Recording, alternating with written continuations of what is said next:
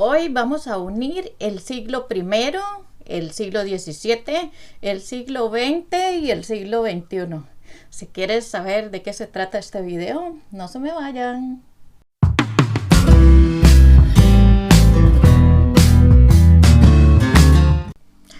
Bueno, como les estaba contando, vamos a unir 4 siglos. Y bueno, viene a raíz de que tuve una lectura recientemente sobre un libro que me había recomendado un profesor. Y este libro es basado en una obra de arte del siglo XVII. El libro fue escrito por el padre Henry Nouwen y la obra de arte es de Rembrandt, pintada en el siglo XVII, que está basada a su vez en la parábola del hijo pródigo que nos dejó Jesucristo en el siglo I. Lo vamos a enlazar todo esto con nuestra experiencia, nuestra vivencia personal, ahora en pleno siglo XXI.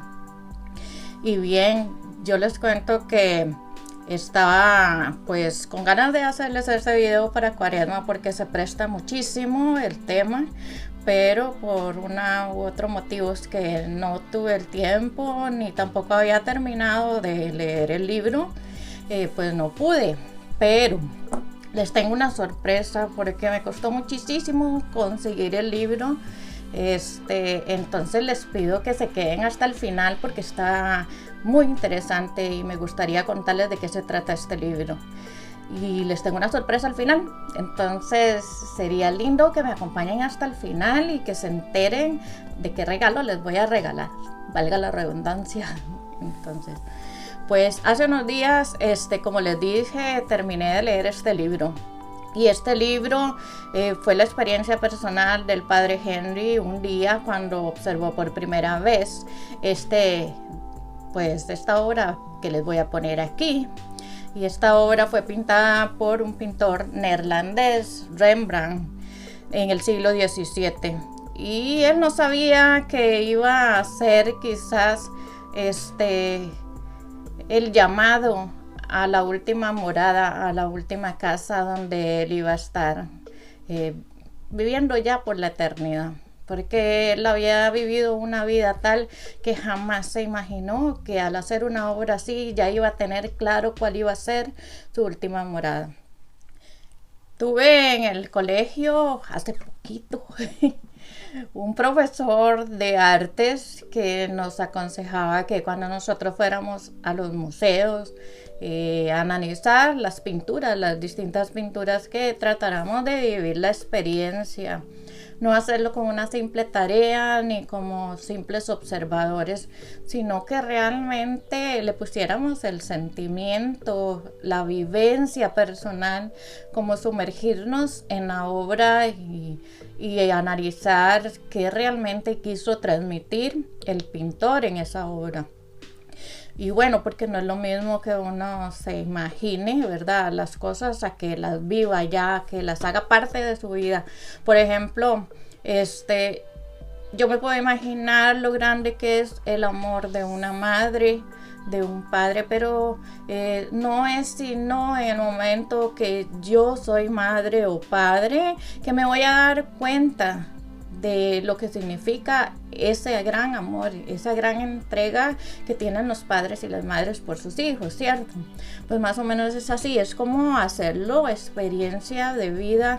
Y eso fue prácticamente pues lo que le ocurrió al padre Henry con esta obra. Pues él experimentó, él se metió en cada personaje que estaba ahí pintado por Rembrandt y él fue analizando cada personaje y lo cuenta en su libro. Hoy yo les quiero hacer pues como una síntesis poquita, pero les aconsejo realmente que se lean el libro porque está buenísimo. Cuando nosotros observamos la pintura, vemos en el medio, en el lugar donde aparece el abrazo del Padre, una luz. En medio de toda la oscuridad que reina en la obra, en ese sitio específicamente se concentra la luz, en el abrazo del Padre. Y es porque Rembrandt quería que nosotros nos enfocáramos no tanto en lo que había alrededor, sino en transmitir el abrazo misericordioso del Padre. Yo quiero experimentar esa luz, yo no quiero ser nada más una observadora, quiero dar un paso firme de fe, de persona que se deja amar. Y no sé si vos también estás llamado a lo mismo, si al ver la pintura te nace lo mismo, o quizás si ya leíste el libro o cuando lo leas vas a experimentar eso mismo, porque no se trata de cuánto nosotros podamos amar a Dios.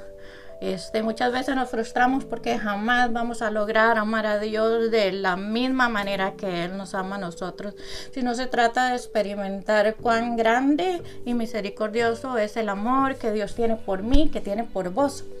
Entonces, para dar ese paso solo necesitamos una cosa, y es ser libres.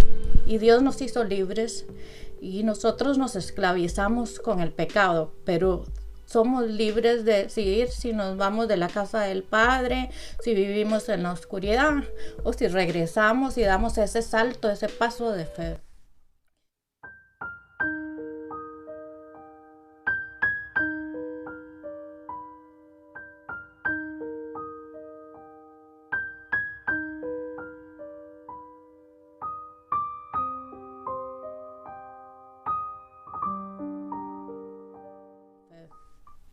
Dice un autor de un análisis sobre la obra llamado Paul Baudiquet acerca de Rembrandt, que una persona tiene que morir muchísimas veces y derramar muchísimas lágrimas para pintar un retrato de Dios con tanta humildad. Recordemos que en ese tiempo, más todavía que ahora, porque ahora los padres con eso de la psicología pues toleran muchos desprecios de sus hijos, pero en ese tiempo era muchísimo peor visto que un hijo reclamara la herencia de un padre. Era como decirle, incluso lo es ahora, es como decirle: me urge que te mueras, ya quiero que estés muerto. Entonces era más allá de lo que nosotros podemos ver en la lectura, que a veces nada más lo vemos por encimita. Oh, le pidió la herencia, todo bien, que nice. Pero no, es una ofensa gravísima. Es como decirle al padre: no me interesa tu vida, me interesan tus bienes. Entonces, la humildad que tuvo ese padre para no sentir rencor en su corazón cuando regresa el hijo, sino al contrario, sin reproches, salir a su encuentro y abrazarlo. Entonces, eso es lo que experimentamos nosotros cada vez que nos alejamos de Dios y regresamos. No experimentamos que nos señale, que nos condene, que nos recuerde nuestro pasado, sino que experimentamos su gran amor, su misericordia sin ninguna condición. Y muchas veces nosotros dejamos el hogar sin darnos cuenta, cada vez que nos olvidamos de esa voz que me dice: eres mi hija amada, eres mi hijo amado. Y cuando nosotros pensamos que no somos amados, cuando nosotros vivimos sufriendo porque pensamos que no somos amados, estamos dejando la casa del Padre, donde tenemos de todo, donde somos especiales, únicos, donde Él desborda de amor por nosotros. Es un Dios que está súper enamorado de nosotros. Y para hacer caso generalmente a las voces del mundo, que nos ofrecen una inmensa variedad de formas de ganar el amor que tanto deseamos, ¿cierto? ¿No? Es muy natural ese deseo de ser amados. Yo creo que lo tenemos todos tenemos ese deseo de ser amados, ya sea por nuestros padres, por nuestros hermanos, por nuestros amigos, por nuestros familiares, por el mundo en general. Deseamos ser amados y no deseamos que nos hagan a un lado. Es algo muy humano. Dios nos hizo con esta sed de ser amados porque Él tenía muchísimo amor para darnos y quería saciarnos esa sed de amor. Vivimos poniendo más atención a esas voces que nos dicen: demuéstrame lo que vales para yo amarte. O sea, yo recuerdo que en Costa Rica una vez sancionaron una canción, no sé de qué autor, Si yo la encuentro después de que grabo este video, les voy a dejar el título acá. Pero decía algo más o menos así como es un padre que le canta a su hijo y le dice: por haber ido hoy a la escuela, por haber dado un beso a mamá, por haber hecho hoy la tarea, hoy te voy a contar este cuento. Y entonces le ofrece un montón de cosas al hijo por ser bueno el hijo. Y entonces yo recuerdo que después llegó la onda psicológica y dijo: eso está mal, porque a un hijo no se le debe amar por las cosas buenas que hace, a un hijo se le debe amar incondicionalmente. Y es lo que Dios hace con nosotros. Dios nos ama incondicionalmente, pero el mundo nos sigue pidiendo que seamos buenos, que le demos un beso a mamá, que hagamos la tarea, que vayamos al gimnasio y tengamos un cuerpazo, porque gordos no nos gusta. Le seguimos exigiendo a la gente: demuéstrame qué me ofreces para amarte. ¿Acaso tienes muchos amigos, tienes muchos seguidores, eres muy simpático, tienes dinero, tienes fama o qué? Hace poco hablaba con una amiga sobre una situación que me dolió un poquito, porque me estaba contando acerca de una persona que se acercó a otra porque se dio cuenta que era un tanto famosa. Y yo le decía: uno no debe acercarse a alguien solo porque tiene fama. Una cosa es, ese ser humano realmente vale la pena. Vale bastante la pena conocerlo sin necesidad de que tenga fama. Y es que muchas veces todos somos así, interesados. Nos acercamos y les exigimos a los demás que nos demuestren qué tanto valen la pena para que yo sea tu amiga, para que yo te ame. Cuando nosotros escuchamos esas voces del mundo que nos piden constantemente que les demostremos nuestro valor, nos estamos silenciando cada vez más esa voz de Dios que nos dice: eres mi hija amada, yo te amo así como eres, con esos kilitos de más, con esas arrugas, con esas canas, con esa naricita que yo te puse, con esas orejas que no te gustan, así te amo. Entonces, dejar de escuchar tanto las voces del mundo que nos preocupan y que no es otra cosa sino que vanidad de querer complacer a los demás. Y eso nos trae muchas depresiones a nuestra vida. Esos deseos humanos solo demuestran nuestra fragilidad de fe ante una sola verdad: que ya somos infinitamente amados y que Dios descansa a su favor sobre nosotros.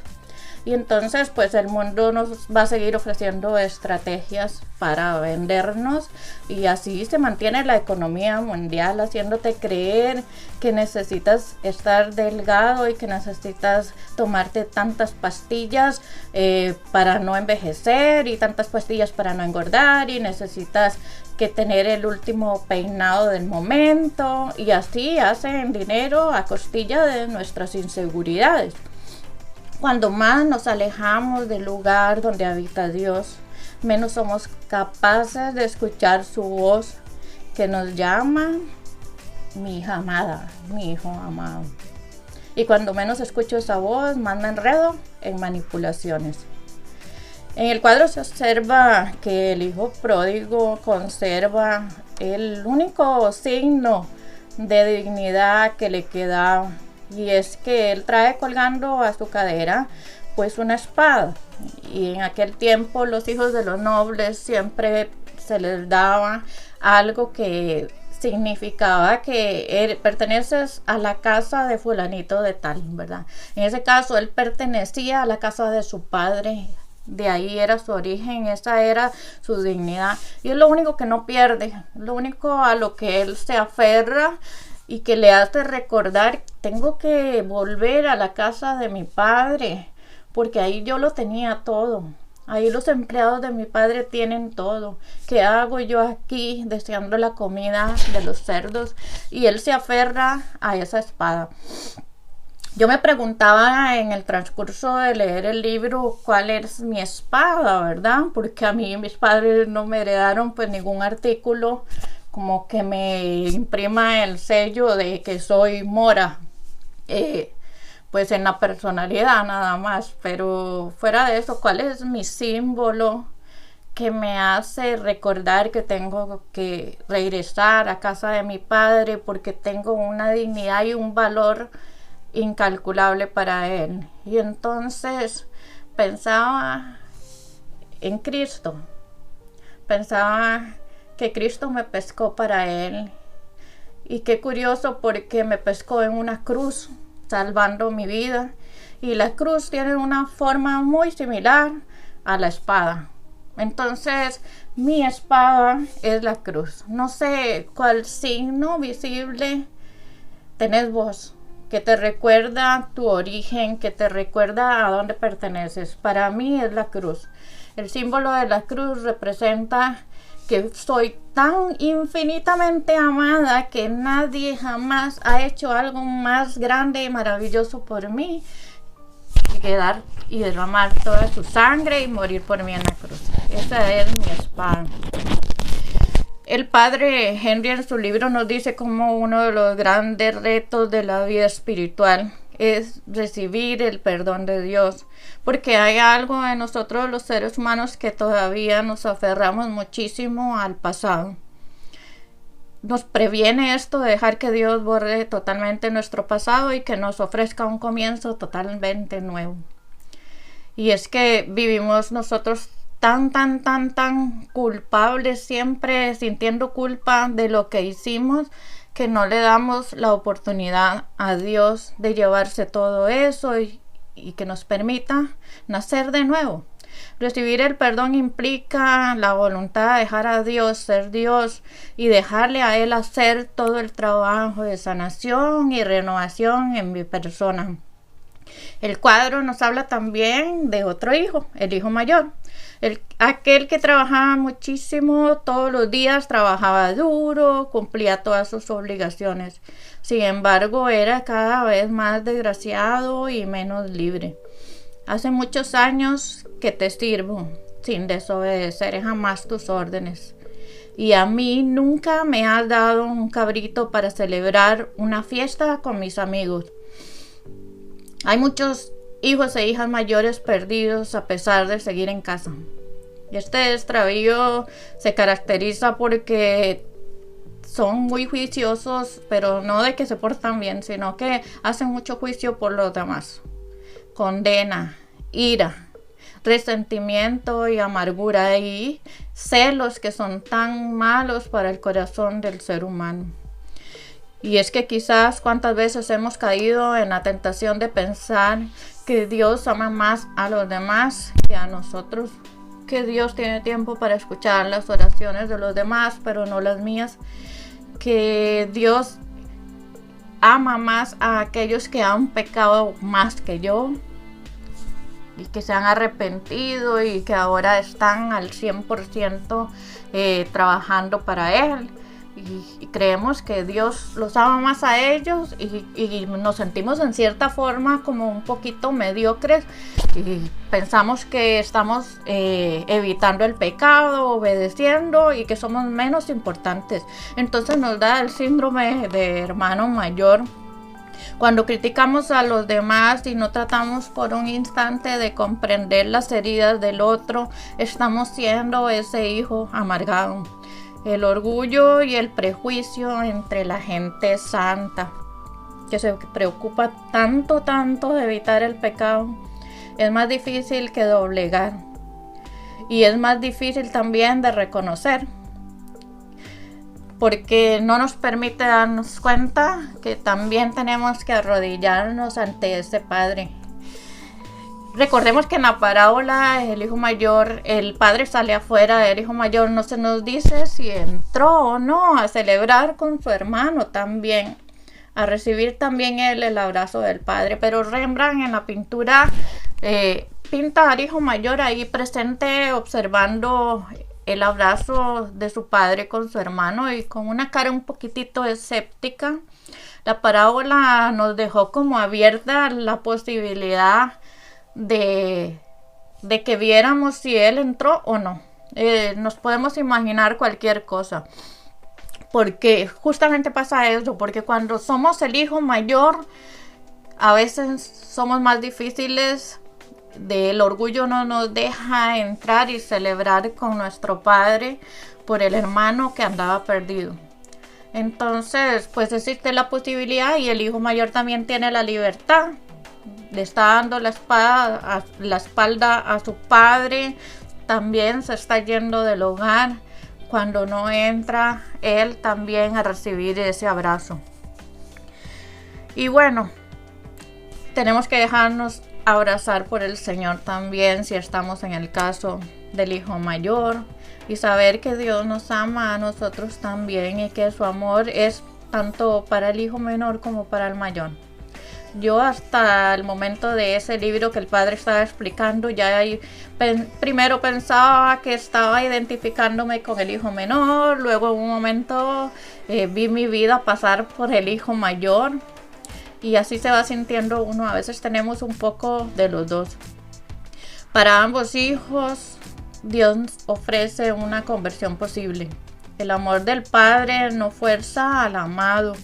Él quiere curarnos a toda nuestra oscuridad interior y nosotros somos libres para permanecer en la oscuridad o caminar hacia la luz. Dios está ahí. La luz de Dios está ahí. El amor sin fronteras de Dios está ahí. Siempre dispuesto a dar, siempre dispuesto a perdonarnos, independientemente de lo que nosotros respondamos, porque el amor de Dios no depende de nuestras acciones o de lo que hagamos, como en la canción. No depende si le dimos un beso a mamá o si hicimos la tarea. No depende de si somos buenos. Dios nos ama a todos, buenos y malos, y hace salir el sol sobre todos, buenos y malos. Y todos somos merecedores de ese amor por la gracia de Cristo, no por nuestras acciones. Tengo que seguir diciéndome, Dios te busca, Dios irá a cualquier parte por ti. Basta que nosotros abramos los ojos y le veamos. Muchas veces no le vemos porque le andamos buscando, y cuando uno busca hacia el frente.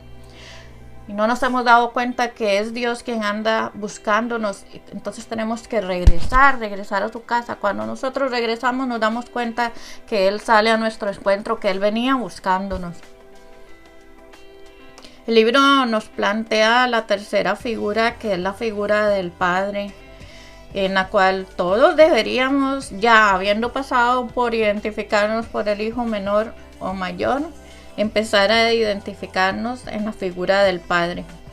El Padre quiere que sus hijos sean libres, y esta libertad, que Él sabe que cabe la posibilidad de que nos vayamos del hogar, que nos vayamos de casa. Simplemente no nos puede quitar la libertad en su infinito amor. Aunque Él sabe todo lo que vamos a sufrir si nos vamos, Él sabe todo lo que vamos a pasar. Él nos quiere libres en su casa. Él no nos quiere obligados a permanecer ahí, porque el amor es eso. El amor es, no se puede amar si no es en libertad. Entonces, cuando Él nos da la libertad es para que nosotros nos demos cuenta que esa libertad la tomamos y elegimos el mejor camino, que es estar con Él. Vamos a ser plenamente felices. Pero Él no nos obliga a que le amemos. Él no nos obliga a estar ahí. Nosotros elegimos vivir en la oscuridad. A Él no le va a gustar. Va a sufrir más que nosotros. Pero Él nos va a dejar, porque Él nos hizo libres. Rembrandt ilustra en su pintura a un padre y a la vez una madre en una sola figura. Muchos que han analizado la obra ven como una de sus manos es fuerte, musculosa, sostiene a su hijo para que éste no se derrumbe porque viene débil, y la otra es una mano más femenina que abraza con ternura a su hijo. Muchas veces hemos escuchado que Dios es eso, Dios es padre con un corazón de madre. Entonces el padre y la madre están identificados en la figura del padre y del hijo pródigo, donde Él nos va a estar ahí acogiendo con esa ternura de madre y con esa fortaleza de padre. Todo nos lleva a cuestionarnos, de cambiar la pregunta, ¿no? cuestionarnos de cómo puedo encontrar a Dios, cambiar esa pregunta, no. ¿Cómo puedo dejar encontrarme por Dios? ¿Cómo puedo dejar que Dios me ame? ¿Cómo puedo dejar que Dios me perdone, que Dios trabaje en mí? Porque nos esforzamos muchísimo, como veníamos hablando, en amar a Dios, en perdonarnos a nosotros mismos, pero no dejamos que Dios sea quien haga la obra. A veces es tan sencillo como no hacer nada, decir: Padre, aquí estoy, yo no puedo solo, pero tú lo puedes hacer por mí si tú quieres. Y dejar a Él que Él haga la obra, que Él actúe, y nosotros tener paciencia. Es lo único que tenemos que tener. Hay mucha oscuridad en el mundo y muchas voces de condena que me empujan a la depresión, que me empujan a la oscuridad, que no me permite vivir en alegría y que no me permiten que Dios me revele el verdadero motivo de por qué yo existo, de para qué me creó. Recordemos que el secreto de los santos era la alegría. Yo pienso que siempre fue el signo de los hombres y mujeres de Dios estar alegres. Hay un versículo en la Biblia, en Juan capítulo 15, del 9 al 11. Como el Padre me amó, así también los he amado yo. Permanezcan en mi amor. Si cumplen mis mandamientos, permanecerán en mi amor. Como yo he cumplido los mandamientos de mi Padre y permanezco en su amor. Les he dicho todas esas cosas para que mi alegría esté en ustedes y su alegría sea completa. Pero una vez que nos hemos identificado en el hijo mayor o en el menor o en ambos, estamos llamados a crecer, estamos llamados a permanecer en la casa y dejar de ser hijos y convertirnos en padres, acogiendo a los hermanos, siendo misericordiosos con los hermanos y viviendo y experimentando esa maternidad, paternidad espiritual a la que todos estamos llamados. Entonces, pues ojalá que nos permitamos en este día ese abrazo misericordioso de Dios que nos va a dar la paz. Espero que les haya gustado el videito de hoy. Como yo les decía al principio, les tengo una sorpresa. Y esa sorpresa es que por fin logré conseguir el libro en formato PDF y entonces me encantaría compartirlo con ustedes y les voy a dejar el enlace para que lo puedan descargar, para que lo puedan leer. Es un libro realmente cortito. Bueno, yo sé que yo leo rápido, pero la verdad es que sí se lee rápido, aparte que tiene una narración muy linda que lo absorbe a uno en la lectura. Es de gran bendición. Ojalá que si no lo han leído, pues se lo recomiendo que lo descarguen, que lo lean. Y nada, que eso es todo por hoy. Y muchas gracias por estar aquí. Si no te has suscrito al canal, te invito a que lo hagas ahora mismo, que lo compartas con tus amigos, con tu familia, con tu gente conocida y que me regales un like, porque esto es importantísimo, no para que yo me sienta feliz, aunque sí me voy a sentir muy feliz, no para que me hagan feliz a mí, sino para compartir esta información con otras personas que tal vez la están necesitando. Entonces, así es como evangelizamos y como ustedes me ayudan a mí a transmitir el mensaje a los demás, porque YouTube va a recomendar el video a otras personas, pero solo si ustedes están interesados, ¿verdad? Y ustedes le dan like y lo comparten, interactúan con él y comentan también. Entonces, cuéntame si te interesó descargar el libro, si lo leíste, bueno, vaya, lo descargan, lo leen y luego vuelven al video y me comentan qué les pareció el video de hoy. Y bueno, nos vemos para la próxima. Chao, chao, se me cuidan, los quiero.